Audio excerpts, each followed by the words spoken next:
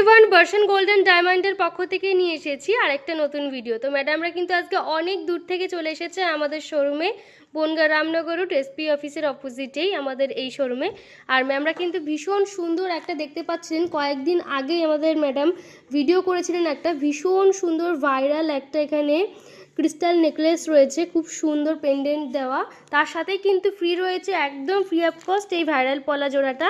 ম্যাডামদেরকে জিজ্ঞাসা করবো যে কেমন লাগছে ম্যাডাম আমাদের শোরুমে এসে। খুব ভালো লাগছে, অনেক সুন্দর, জিনিসগুলোও সুন্দর।